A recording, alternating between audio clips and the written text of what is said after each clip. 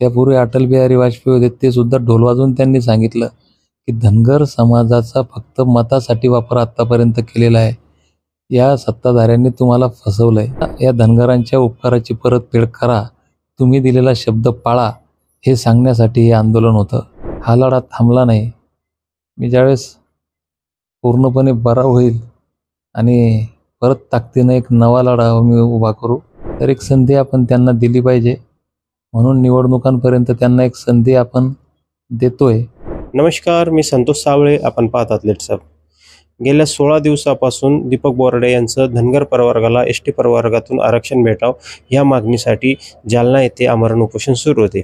अखेरीस काल त्यांनी आपलं आमरण उपोषण सोडलेलं आहे आणि ते आता जालना येथील एका खाजगी रुग्णालयात उपचार घेत आहे.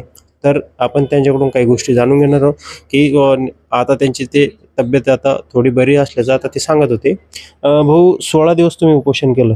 एकंदरीत ह्या उपोषणातून सरकारनं तुमच्या मागण्या किती मान्य केल्या आणि आता पुढची दिशा कशी असणार, एकंदरीत काय असणार, तुमच्या पुढच्या लढ्यासाठी काय सांगणार?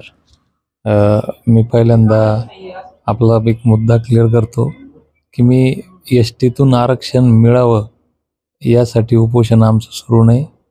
हा गेल्या 7 दशकांपासूनचा लढा आहे. ज्या संविधानावर हा देश चालतो त्या संविधानानुसार जी एक एस.टीची यादी आहे अनुसूचित जमातींची, त्यामध्ये 36 नंबरला आम्ही आहोत. आपण जर उत्तर भारतात गेलो किंवा हिंदी भाषिक जे पट्टे आहेत, हिंदी भाषा जी आहे, तिथं इंग्रजीमध्ये DHANGR म्हणजे शेवटी आर लिहितात आणि हिंदीत लिहिताना ड लिहितात. आपल्या शेजारचं जर उदाहरण द्यायचं तर गंगाखेड गाव आहे परभणीमध्ये, तिथं रेल्वे स्टेशन आहे. तिथे इंग्लिशमध्ये आर आहे गंगाखेर आणि हिंदीत गंगाखेड आहे. तर हे दुर्दैवानं तिथं ड झालं. आमची ही ड आणि र ची लढाई आहे. आम्ही आरक्षण मागत नाही, तर जे बाबासाहेबांनी संविधानात दिलं आहे त्याची अंमलबजावणी करा असं आम्ही म्हणतोय. आणि गेल्या 7 दशकांचा अंमलबजावणीचा लढा आहे. सरकारसोबत आमची चर्चा चालू आहे, पण चर्चा करण्याचाही काही विषय नाही. खरं जर म्हणलं तर फडणवीस साहेब हे अत्यंत बुद्धिमान माणसं आहेत, वकील आहेत. आणि त्यांनी 2014ला बारामतीला जे सांगितलं होतं की तुमचा आतापर्यंत मतासाठी वापर झाला, त्यापूर्वी नरेंद्र मोदी साहेब 2014ला पंढरपूरला आले होते, त्यांनी सांगितलं होतं. त्यापूर्वी अटल बिहारी वाजपेयी होते, ते सुद्धा ढोल वाजवून त्यांनी सांगितलं की धनगर समाजाचा फक्त मतासाठी वापर आत्तापर्यंत केलेला आहे. या सत्ताधाऱ्यांनी तुम्हाला फसवलंय. तुम्ही आम्हाला सत्ता द्या, आम्ही तुम्हाला पहिल्या कॅबिनेटमध्ये आरक्षण देतो. म्हणून आम्ही ती आठवण करून देण्यासाठी देवेंद्र फडणवीस यांना की धनगर समाजामुळे तुम्ही मुख्यमंत्री झालात, आमदार झालात, तुमच्या पक्षाची सत्ता आली आहे तुम्ही म्हणता, तर आता या धनगरांच्या उपकाराची परतफेड करा, तुम्ही दिलेला शब्द पाळा, हे सांगण्यासाठी हे आंदोलन होतं. काल आम्हाला अपेक्षा होती सरकारने ज्या पद्धतीनं मागच्या काळामध्ये काही निर्णय घेतले त्या पद्धतीनं निर्णय घेतले पाहिजे, परंतु कदाचित सरकारला आमच्या या आंदोलनाची तीव्रता प्रॉपर लक्षात आली नसावी किंवा आम्ही थोडंसं या लढ्यामध्ये ताकद कमी पडली असावी, म्हणून सरकार निर्णय घ्यायला तयार झालं नाही. परंतु काल गेल्या 2 दिवसापासून माझी प्रकृती थोडीशी क्रिटिकल झाली होती.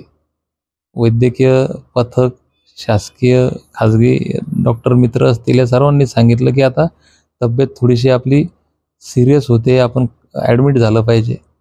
मग सगळ्या डॉक्टर मंडळींचा सल्ला, सर्व समाज बांधवांचा आग्रह आणि मी सुद्धा विचार केला की लढाई जर जिंकायची असेल तर युद्धामध्ये आपलं खंबीरपणे टिकून राहणं गरजेचं आहे.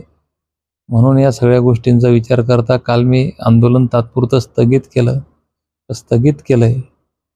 हा लढा संपला नाही, हा लढा थांबला नाही. मी ज्यावेळेस पूर्णपणे बरा होईल आणि परत ताकदीनं एक नवा लढा मी उभा करू, सरकारसोबत डायलॉग सुरू राहील. ज्या गोष्टी देवेंद्र फडणवीस साहेब आमच्याशी बोलले, जी चर्चा आमची त्यांच्याशी झाली, शिष्टमंडळाची असेल, माझी असेल, वैयक्तिक, त्या चर्चेवरून असं वाटतं की ते यावेळी त्यांनी दिलेला शब्द पाळण्यासाठी अनुकूल आहेत किंवा त्यांची मानसिकता आहे, तर एक संधी आपण त्यांना दिली पाहिजे. म्हणून निवडणुकांपर्यंत त्यांना एक संधी आपण देतोय. इकडं आमचं त्यांच्याशी बोलणं सुरू असेल, दुसऱ्या बाजूला मी राज्यभर फिरून माझ्या एका हाकेला ओ देऊन म्हणजे छोटासा एक प्रयत्न मी केला होता. पण राज्यभरातल्या प्रत्येक जिल्ह्यातून, कानाकोपऱ्यातून समाज बांधवांना जो प्रतिसाद दिला, या आसमानी संकटाच्या काळातसुद्धा लोक या जालन्याला आले, तर त्या प्रत्येकाला भेटायला मी जाणार आहे. त्यांचे आभार मानायला जाणार आहे. सोबतच या लढ्याला आणखी बळ कसं मिळेल आणि हा लढा आणखी तीव्र आणि एक शक्तिशाली लढा कसा होईल, या दृष्टीनं मी प्रयत्न करणार आहे. आणि येणाऱ्या काळात आपल्याला दिसेलच काय काय होतं. तर आपण पाहिलं, हे होते धनगर समाजाचे नेते दीपक बोर्डे यांचं आता उपोषणालयांनी स्थगिती दिलेली आहे आणि ते आता एका खाजगी रुग्णालयात उपचार घेत आहेत. आणि त्यांचं पुन्हा असं म्हणणं आहे की मी लवकरच बरा होऊन पुन्हा ताकदीनिशी समाजात जाणार आहे. म्हणजे समाजाला प्रत्येक ठिकाणी, प्रत्येक गावखेड्यात जाऊन भेटणार आहे, पुन्हा समाज एकवटणार आहे आणि पुन्हा पुढची दिशा ती लवकरच ठरवणार असल्याचं असं त्यांनी सांगितलं. लेट्सअप मराठीसाठी संतोष साबळे, जालना.